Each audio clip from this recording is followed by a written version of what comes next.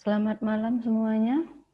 Kembali lagi dengan kami di kelompok 2. Kami akan membawakan modul 5, 6, 7, dan 8. Di sini udah standby ya teman-teman sekalian ya. Sebentar ya.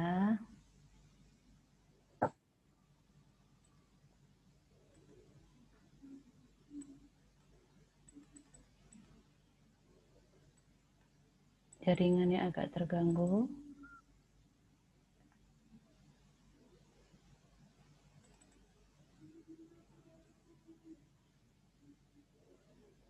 Nah, di sini pelajaran tentang keamanan komputer. Teman-teman saya ada Aprian, Dede, Muhammad Heri, Riana, saya Rici, Rosmalina, dan Eka Susanti. Nah, di sini ada tampilan dari aplikasi kami. Saya menggunakan 2 program. Yang pertama itu dari Bootstrap, yang kedua dari CSS. Juga kombinasi sih sebenarnya. Nah, yang ini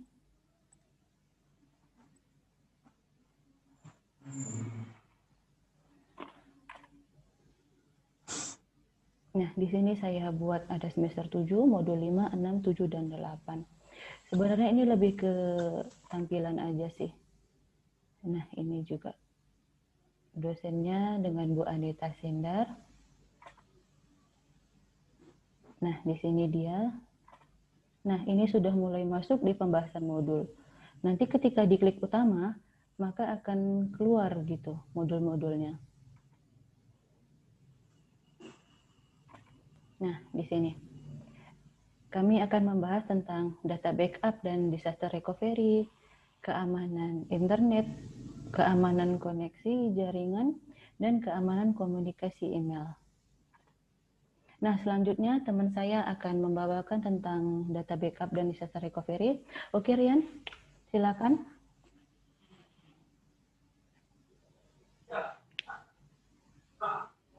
Suaranya belum di ini.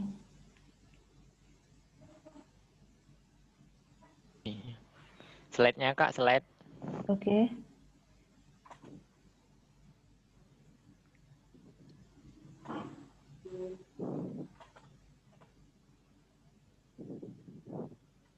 Yang ini karena agak sedikit gangguan jaringan ya. Oke. Oke.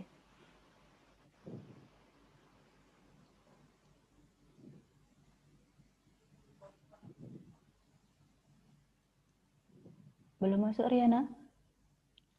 Belum Kak, belum. Masih loading ya? Masih slide 2. Atau yang ini?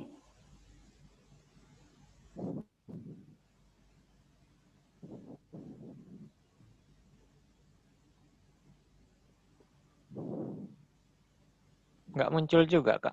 Nggak muncul ya. Teman-teman yang lain gimana? Coba satu di on kan mic-nya. Nggak muncul. Belum muncul nih. Masih sama. Oke, sebentar ya kita coba manual ya. Kita coba manual karena gangguan jaringan. Ini udah keluar ya, Nah? Udah. Nah, sebentar ya.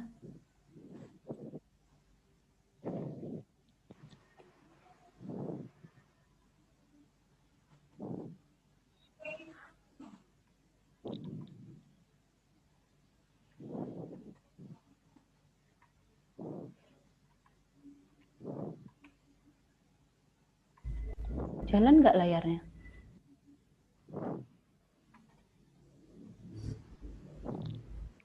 Jalan. Udah masuk Riana?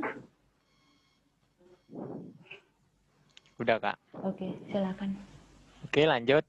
Saya akan melanjutkannya di modul 7 yaitu data backup dan disaster recovery. Nah, di sini ada gambarnya yaitu gambar backup. Backup itu bisa dilakukan di mana saja seperti di komputer, laptop, HP, tablet, dan lain-lainnya. Itu seperti di gambar. Nah, backup sendiri merupakan proses membuat data cadangan dengan cara menyalin atau membuat arsip data komputer sehingga data tersebut dapat digunakan kembali apabila terjadi kerusakan atau kehilangan. Nah, kalau backup itu sama saja seperti kita menggandakan atau menduplikasikan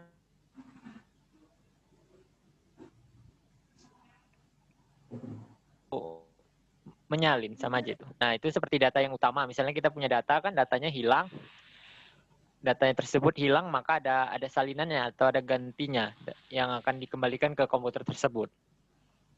Oke, lanjut next, Kak.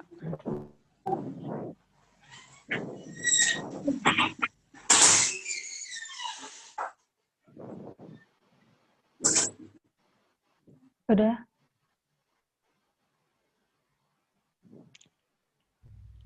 Kak.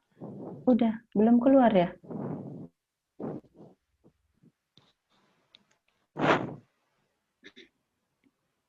Berarti kita coba manual aja ya, soalnya nggak bisa. Bentar ya. Oke.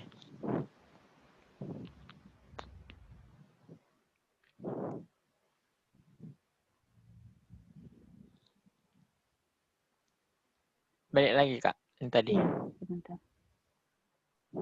Ini dia.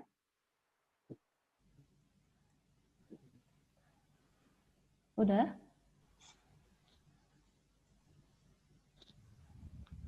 Belum masuk, Rian? Kemudian, nah di sini kita, oh udah Kak, udah. Oke. Selanjutnya yaitu disaster.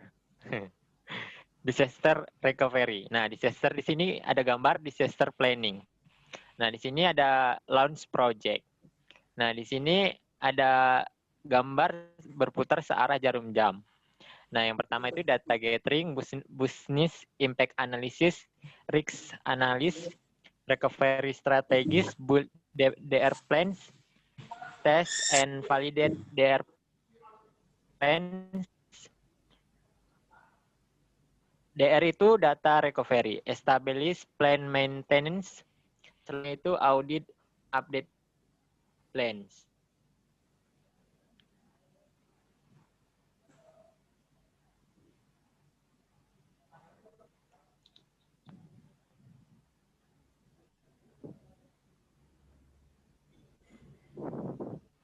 Nah, di sini ada di program kami itu ada link referensi, nanti bisa diklik maka akan muncul ke link selanjutnya, yaitu backup, arsip,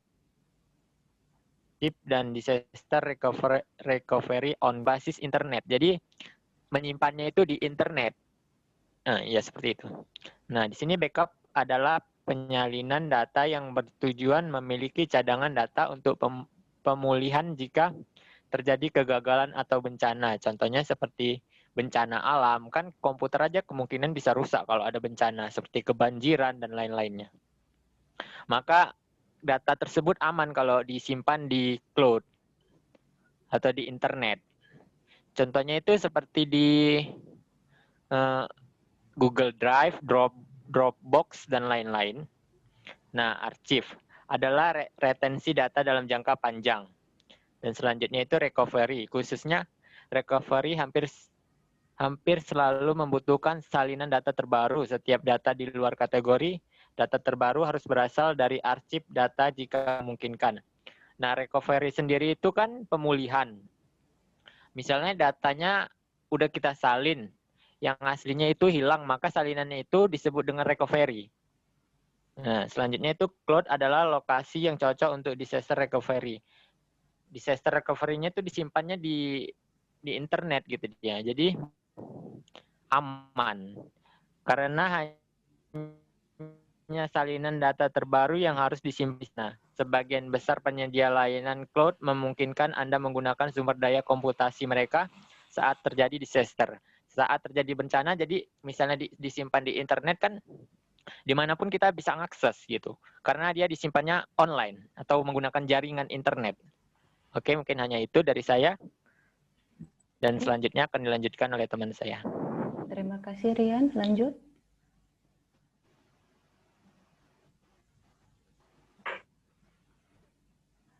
Dedek Kurniawan, silakan diaktifkan dulu mic-nya.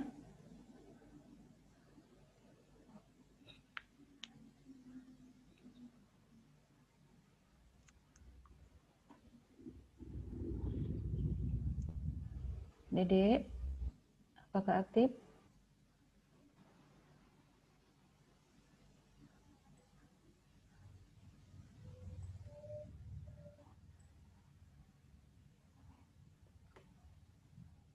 Halo Dedek, mic-nya belum aktif.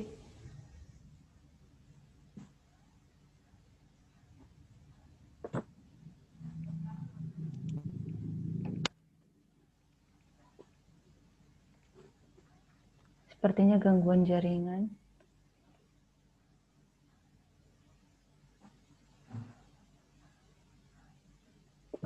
Ini nggak ada nih. Terus kayak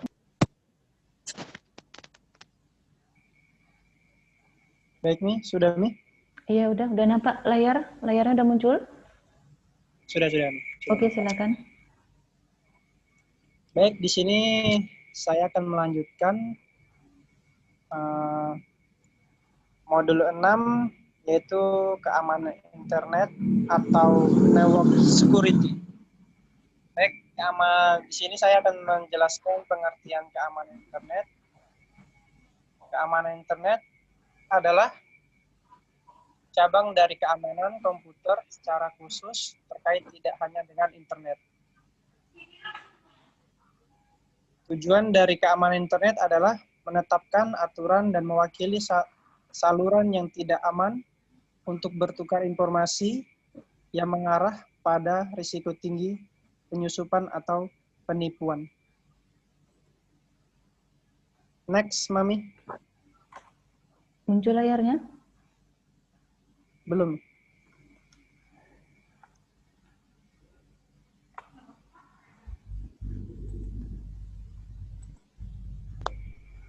Ini dia ya. Oke, lanjut. Ya.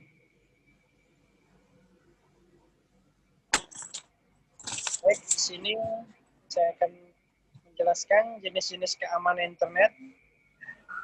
Poin pertama itu keamanan fisik. Keamanan fisik tidak kalah penting dari keamanan cyber karena kejahatan dalam bentuk fisik dapat berakibat fatal terhadap sebuah sistem keamanan fisik lebih diterapkan pada hardware. Contoh pengamanan fisik adalah menggunakan kunci atau gembok pada perangkat keras yang dipakai ataupun penjagaan ketat terhadap perangkat keras server. Poin yang kedua, keamanan jaringan. Keamanan jaringan adalah mencegah para pengguna yang tidak berhak menggunakan jaringan yang dimiliki. Contohnya itu dengan menggunakan firewall atau proxy yang digunakan untuk memfilter user yang akan menggunakan jaringan. Poin yang ketiga, otorisasi akses, yaitu penggunaan password atau kata sandi jika kita ingin mengakses sesuatu. Poin yang keempat itu proteksi virus, yaitu keamanan yang tidak bisa kita remehkan. Virus memiliki banyak karakteristik dan mampu menghancurkan data-data penting, bahkan sistem yang ada. Poin yang kelima, penanganan bencana, yaitu perencanaan langkah-langkah yang akan diambil jika terjadi bencana yang mengakibatkan rusaknya sebuah sistem dan hilangnya data-data penting. Seperti contoh gambar, ada firewall sebagai pembatas jaringan privat maupun jaringan publik. Agni. Baik, selanjutnya masuk ke modul 7 yang akan dibawakan oleh Heri Sofian. Silakan. Oke, terima kasih. Selamat malam semuanya. Mungkin di sini saya akan menyampaikan modul 7 keamanan koneksi jaringan. Mungkin tidak jauh berbeda dengan modul 6 tadi, keamanan internet dengan keamanan internet ya. Di sini kita langsung membahas tentang keamanan koneksi jaringan. Nah, di layar kita langsung mendapatkan gambar di mana di situ terdapat 3 gambar komputer dan saling terhubung dengan jaringan atau koneksi internet ya. Di situ dijelaskan bahwasannya setiap komputer yang terkoneksi dengan jaringan internet itu tidak ada yang aman. Di situ semuanya jaringan disadap dan setiap komputer itu juga memiliki sistem pembatas ya, pembatas untuk seperti antivirus yang dipakai di gambar itu merupakan DOS attack. Ya. Dan kita langsung saja masuk ke penjelasannya, di mana keamanan sistem atau security attack itu merupakan suatu sistem yang memiliki tugas untuk melakukan pencegahan dan identifikasi kepada pengguna yang tidak sah di dalam jaringan komputer. Kejahatan yang dilakukan di dalam jaringan komputer ini merupakan seperti cybercrime yang seringkali dilakukan oleh seseorang atau sekelompok yang ingin menembus sebuah sistem keamanan ya. Nah, di situ juga terdapat tipe dari serangan yang dilakukan oleh penyerang sistem tersebut. Di situ terdapat interception, pihak yang tidak mempunyai wewenang telah berhasil mendapatkan hak akses informasi. Yang poin kedua, interruption, yaitu penyerangan telah dapat menguasai sistem, tetapi tidak secara keseluruhan. Dan yang poin ketiga, fabrication, yaitu penyerangan yang telah menyisipkan objek palsu ke dalam sistem target. Dan poin keempat, modification, penyerangan telah merusak sistem dan mengubah secara keseluruhan. Dan situ terdapat link referensi kita, tinggal diklik, muncul. Next.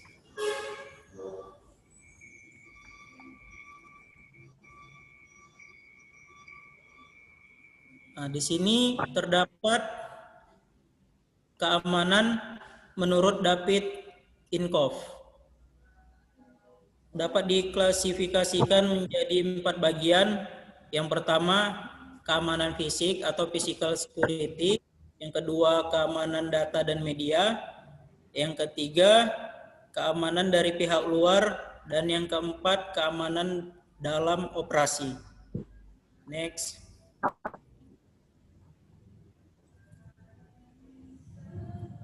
Nah, di sini juga terdapat gambar ya.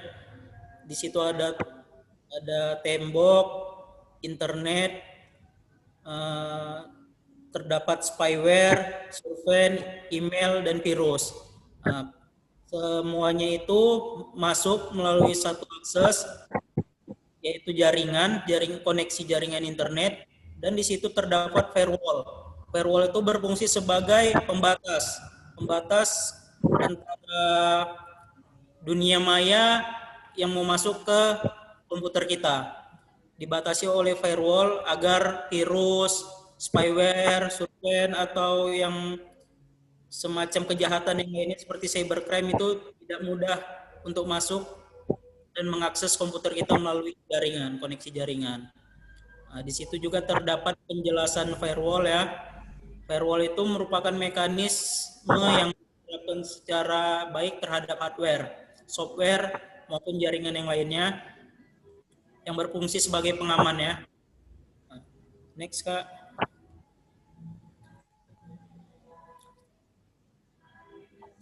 Juga terdapat fungsi firewall itu sebagai yang pertama mengatur dan mengontrol lalu lintas pada jaringan menuju komputer ya. Yang kedua melakukan autentikasi terhadap akses. Dan yang ketiga melindungi sumber daya dalam jaringan private.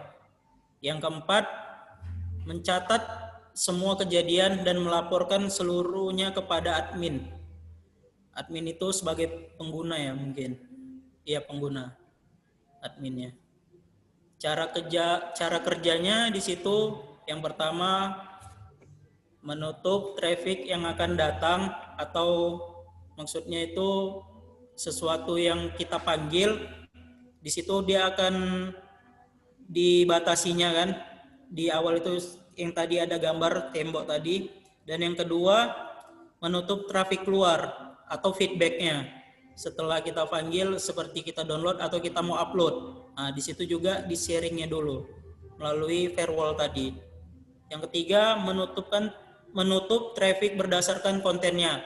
Nah, balik lagi yang tadi ke firewall tadi ini kan cara kerja firewall itu seperti membatasi kita atau menyuruh kita agar lebih berhati-hati dalam dalam mengakses internet. Dan yang keempat, melaporkan traffic jaringan dan kegiatan firewall. Di situ juga terdapat laporan-laporan, misalnya ada virus masuk, atau data yang file-file yang tidak penting atau yang berbahaya yang kita dapatkan dari internet itu nanti diberitahunya kepada admin dan si penggunanya. Di situ juga terdapat link kita ya, link referensi, bisa diklik langsung. Mungkin itu saja yang bisa saya sampaikan. Untuk modul selanjutnya akan disampaikan oleh teman saya. Terima kasih. Baik, terima kasih Heri. Nah, sekarang kita kembali ke modul ya, yaitu modul 8 yang dibawakan oleh Aprian. Silakan Aprian, mic-nya di-on-kan. Baik, selamat malam. Di sini saya akan menyampaikan modul 8 tentang keamanan interaksi online, di mana transaksi online itu adalah transaksi yang dilakukan oleh penjual dan pembeli dengan melalui media internet. Salah satu contoh transaksi online itu adalah PayPal yang ada di layar itu kan. PayPal adalah salah satu alat pembayaran yang menggunakan internet yang terbanyak digunakan di dunia. Next.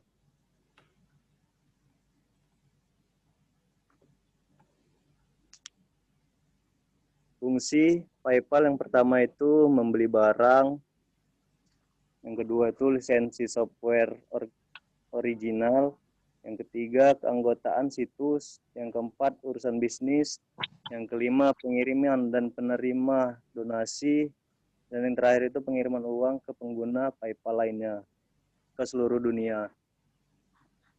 Nah, contoh yang kedua itu adalah money broker. Money broker merupakan jasa pengiriman uang termurah dan tercepat yang direkomendasikan di Eropa. Next, Kak.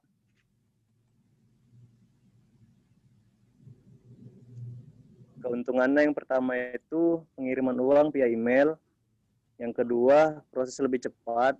Yang ketiga, biaya relatif murah. Yang keempat, jangkauan pengiriman dan penerimaan uang lebih cepat dan lebih luas.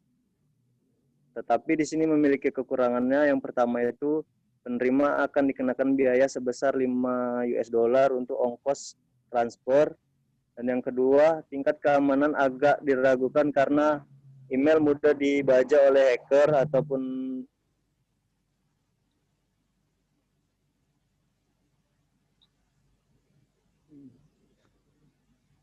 manfaat transaksi online itu dapat meningkatkan market exposure atau pangsa pasar. Yang kedua, menurunkan biaya operasional.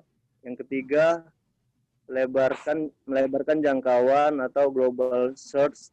Yang keempat, meningkatkan customer loyalty. Yang kelima itu meningkatkan supply management. Dan yang terakhir itu memperpendek waktu produksi. Transaksi online itu dapat dijeniskan metode pembayarannya dalam transaksi online. Yang pertama itu COD atau cash on delivery. Itu sering kita lakukan seperti kita melakukan order online melalui salah satu aplikasi seperti Shopee, Lazada, itu bisa COD, nanti bayarnya di tempat. Nah, yang kedua itu ada rekening bersama. Rekening bersama ini seperti kayak kalau kita misalnya transaksi melalui ATM dari BRI atau Mandiri, itu kan ada ATM bersamanya, itu bisa dilakukan dengan itu pembayarannya. Next, Kak.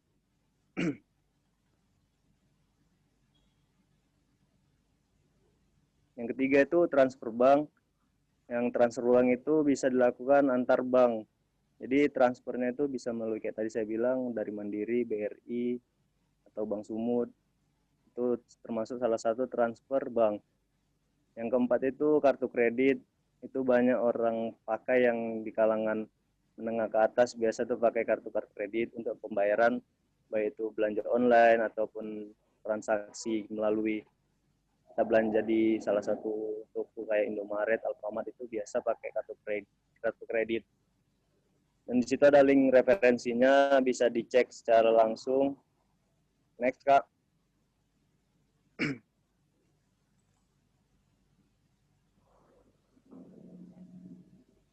Nah, di sini ada standar keamanan transaksi. Terdapat 2 standar transaksi. Salah satunya ini memiliki sertifikasi PCI DSS level 1. Standar pertama dari keamanan transaksi online adalah kepemilikan sertifikat PCI DSSI level 1 merupakan akronim dari Payment Card Industry Data Security. Nah, di sini dia standarnya internasional dalam audit transaksi online. Yang kedua, terdapat Phone Detection System, di mana FDS ini sistem pendeteksi penipuan adalah sistem keamanan yang bertindak sebagai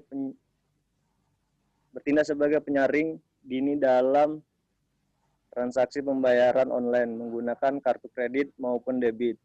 Keamanan sangat penting untuk bisnis online. Pentingnya otentifikasi adalah proses identifikasi bahwa baik toko maupun pelanggan selanjutnya valid. Proses ini sanggup membawa dampak kedua belah pihak, seperti antara penjual dan pembeli. Dan selanjutnya di sini seseorang dengan menggunakan Secure Socket Layer atau SSL yang berfaedah untuk mengotentikasi seseorang dengan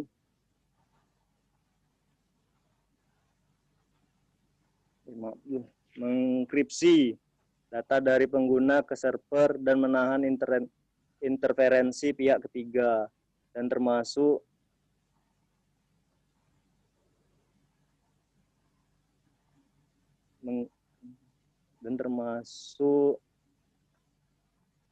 terkandung PKI atau Public Key Infrastructure untuk menegaskan privasi dan integritas sanggup terjaga. Baik, mungkin ini saja dari saya. Saya kembalikan lagi ke moderator, Kak Rici Surya. Oke, terima kasih Aprian. Nah, kita sudah selesai ya membahas modul RI 5, 6, 7, 8. Dan sekarang kita akan kembali ke kesimpulan yang akan dibawakan oleh teman saya Eka Susanti. Silakan Eka Susanti, on-kan mic-nya.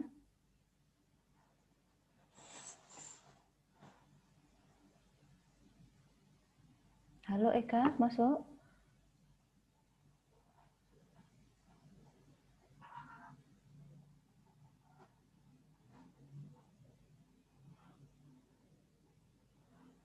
Bisa Eka Susanti? Karena agak gangguan jaringan. Sudah jam 12 malam ya.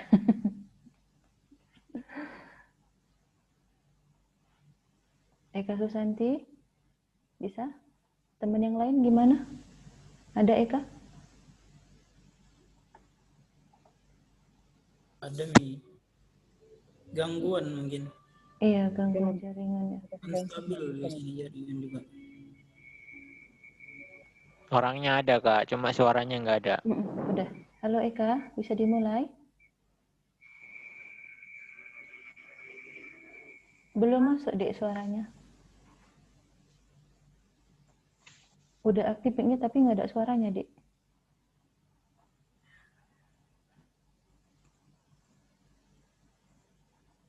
Bisa masuk dek? Halo, Iya halo, silakan masuk dek. baik, selamat malam semua. Baik, saya akan menjelaskan kesimpulan dari beberapa modul yang sudah dibahas oleh rekan-rekan saya tadi. Yang pertama itu ada modul 5 yang dibawakan oleh Riana yang membahas tentang data backup dan disaster recovery yang mencakup fungsi, manfaat, dan cara kerja dari data tersebut. Selanjutnya modul 6 yang dibawakan oleh Dedek Kurniawan yang membahas tentang keamanan internet, yang mana seiring dengan perkembangan internet menyebabkan munculnya beberapa kejahatan melalui jaringan internet. Salah satu contohnya itu seperti cybercrime yang sering marak terjadi akhir-akhir ini. Maka dibutuhkan keamanan internet dari pencegahan dan penanggulangan. Selanjutnya yaitu Muhammad Heri Sofyan yang membahas tentang keamanan koneksi jaringan, di mana keamanan koneksi jaringan sangat penting dilakukan yang bertujuan untuk memonitor akses jaringan dan pencegahan penyalahgunaan sumber daya jaringan yang tidak sah atau disebut juga ilegal. Tugas keamanan koneksi jaringan dikontrol oleh administrator jaringan. Selanjutnya, modul yang dibawakan oleh Aprian yang membahas tentang keamanan transaksi online, yaitu mencegah terjadinya pembobolan data. Transaksi akan mudah diretas dari pihak yang tidak bertanggung jawab. Dengan adanya keamanan transaksi online, untuk para pengguna pun lebih nyaman dalam melakukan jual beli secara online. Selanjutnya akan dilanjutkan oleh teman saya, yaitu Rosmalina Purba.